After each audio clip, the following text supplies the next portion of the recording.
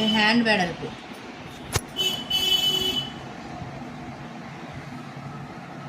వెడల్పు మనకి 6.5 వచ్చింది. దానికి కూడా మనం 1.5 కలుపుకోవాలి. ఈక్వల్ మనకి ఎంత వస్తుంది?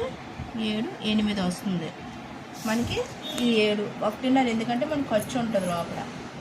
ఈ ఖర్చు గురించి 1.5 కలుపుకోవాలి. ఈ వెడల్పు ఇలా వేసుకోవాలి. ఇక్కడ వెడల్పు ఇక్కడ వేసుకోవాలి. ఇది పొడవు, ఈ వెడల్పు. చేయి లూజ్ అన్నమాట. చేయి లూజ్ అంటే మనం చేతి లూజ్ ఉందా దీన్ని చేయి లూజ్ అంటాం.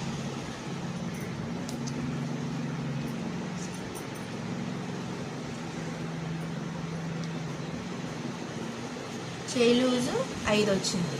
చూడండి 5 వచ్చింది కరెక్ట్గా. ఈ చేయి లూజ్ చూసుకోవాలి. చేయి లూజుకి కూడా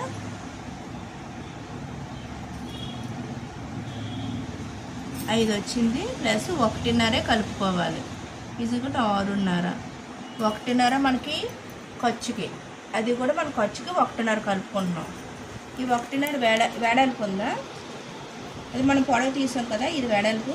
ఇక్కడ తీసుకోవాలి చేయి లూజు, ఈ పొడవు కిందకి ఇలా తీసుకోవాలన్నమాట. ఇది 6.5 ఇలాగ 6.5.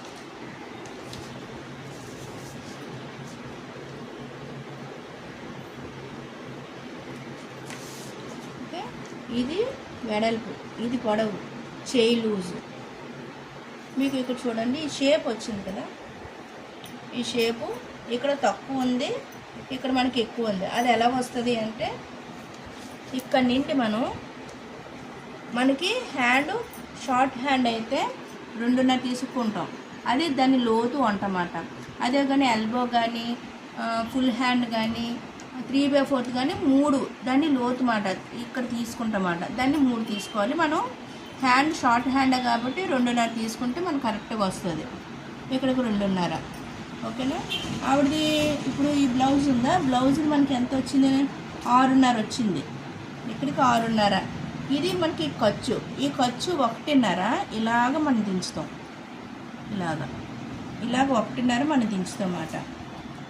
1.5 దించి ఇప్పుడు ఈ లోతు ఈ లూజు 2 ఇలా కలుపుతాం. నేను ఖర్చుతో మొత్తం తీసేసుకుంటాను. మామూలుగా 2 గీతలు గీను, నేను ఒకేసారి గీసేస్తాను అన్నమాట. ఇక్కడ మనం 1.5 ఇంచ్ ఇలా తీసుకోవాలి స్ట్రైట్గా, ఎందుకంటే మనకి ఇది కరువు రావడానికి మనం తీసుకుంటాం.